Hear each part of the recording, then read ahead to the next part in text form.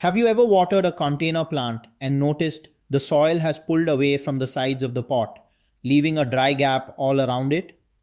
That gap may look harmless, but it can stop water from reaching the roots where it is needed most. Instead of soaking into the soil, water quickly runs down the empty space and escapes through the drainage holes. The surface may appear wet, while the center of the root ball stays completely dry. This is one of the most common reasons container plants begin to droop, develop brown leaves, or stop growing even when they are watered regularly. Soil usually shrinks when it becomes too dry, loses its structure, or contains ingredients that repel water after drying out. But the real problem is not just the shrinking itself. It is what happens next. Roots become stressed, nutrients are harder to absorb, and every normal watering becomes less effective. To fix it properly, you first need to understand why the soil became this way. Container soil does not suddenly shrink without a reason. The change usually begins when the potting mix becomes extremely dry for too long. Many commercial mixes contain peat moss, cocoa coir, bark, or other lightweight materials that hold moisture well at first. But once some of these ingredients dry out completely, they can become difficult to wet again. As the moisture disappears, the soil particles contract and pull inward, creating a visible gap between the mix and the pot. Heat, direct sunlight, small containers, and irregular watering can make this happen much faster. Old potting soil may also lose its structure as organic materials break down, leaving the mix compacted in some areas and loose in others. Even worse, repeated watering from the top may not solve the problem because dry soil can repel water. The water follows the easiest path, racing down the sides instead of soaking through the center. That means the plant may look watered while its deepest roots remain thirsty. Understanding this hidden change is important because the next mistake many gardeners make is blaming the plant rather than the soil. Poor quality potting mix can turn a small watering issue into a serious root problem. Many cheap mixes contain too much fine peat, dense garden soil, or broken down organic matter. They may look rich and healthy when fresh, but after repeated watering and drying, the particles collapse and pack tightly together. This reduces airflow, slows drainage, and makes it harder for roots to spread. At the same time, dry peat can become water repellent and pull away from the sides of the container. When you water, moisture rushes through the empty gaps and drains out before the center of the root ball can absorb it. Some areas remain completely dry, while compacted sections may stay wet for too long. This uneven moisture stresses the plant and can cause drooping leaves, brown edges, weak growth, or root damage. A good potting mix should contain enough coarse material, such as perlite or bark, to keep its structure open. Without that balance,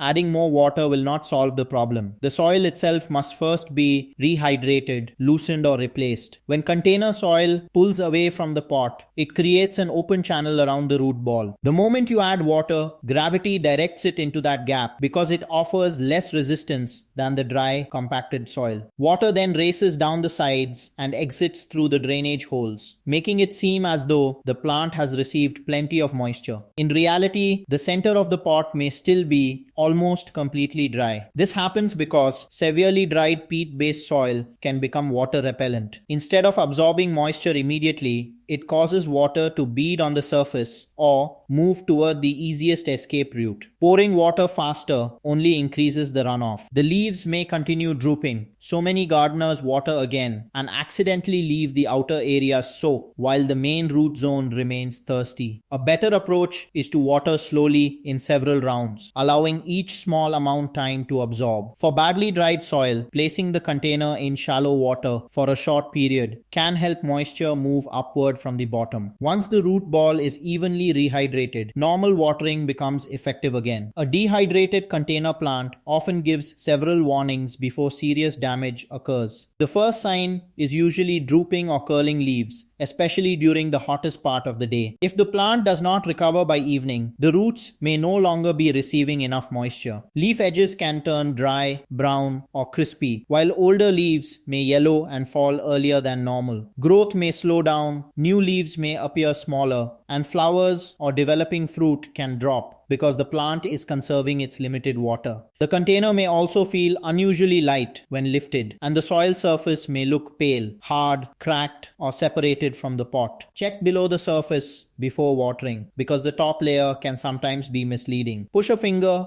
or wooden stick deeper into the mix. If it comes out dry while water recently drained from the bottom, moisture probably escaped around the root ball instead of soaking into it. Do not ignore repeated wilting after watering. It is a strong sign that the soil needs to be rehydrated evenly, not simply flooded with more water. To rehydrate shrunken soil, begin by loosening the surface gently with a fork or wooden stick, taking care not to damage the roots. This breaks the hard crust and gives water more places to enter. Next, pour a small amount of water slowly across the entire surface instead of flooding one spot. Wait a few minutes, then repeat the process. Several light rounds are more effective than one heavy watering because dry potting mix needs time to absorb moisture. If water still runs straight down the sides, place the container in a basin filled with a few inches of water. Let the pot absorb moisture through its drainage holes until the top of the soil begins to feel slightly damp. Then remove it and allow all excess water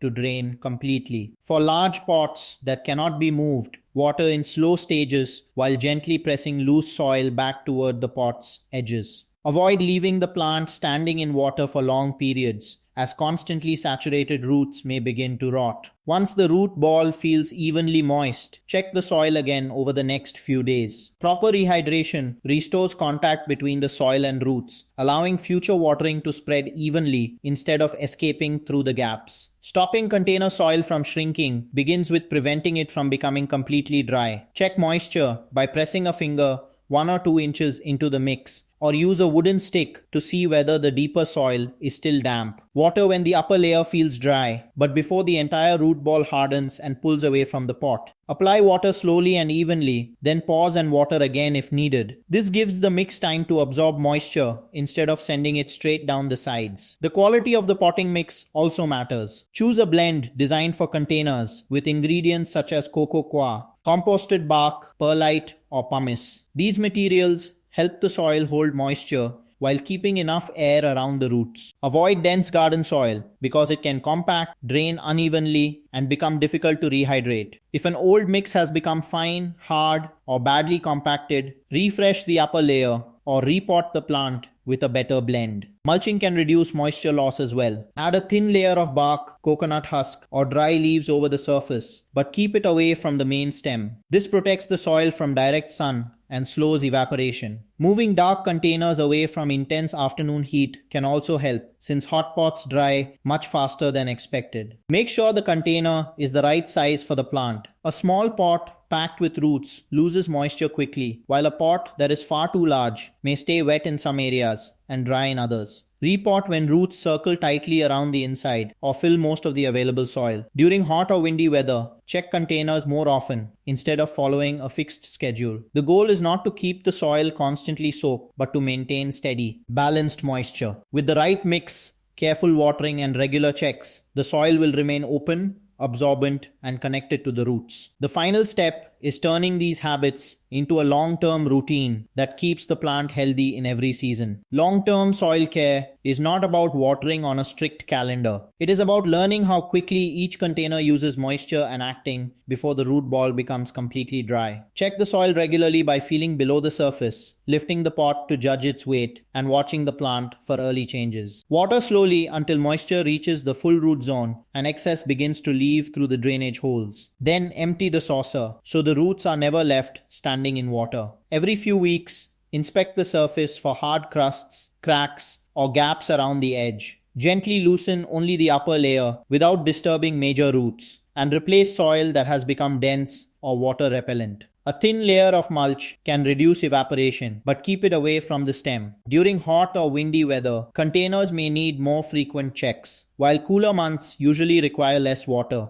Healthy soil also needs air, structure, and nutrients. Use a balanced container mix, keep drainage holes open, and feed the plant according to its growth needs. Too much fertilizer can leave salts behind, so occasionally water deeply enough to flush excess buildup. When roots circle tightly, water passes through too quickly, or the mix stays compacted, move the plant into a slightly larger container with fresh potting soil. The most important habit is consistency. Do not wait for severe wilting and do not keep the soil permanently soaked. Aim for thorough watering followed by appropriate drying. Once you understand the weight of the pot the texture of the mix, and the signals from the leaves, soil shrinkage becomes much easier to prevent. Good container care is a simple routine of checking, watering, observing, and adjusting. Protect the soil, and the soil will protect the roots, supporting every new leaf, flower, and harvest.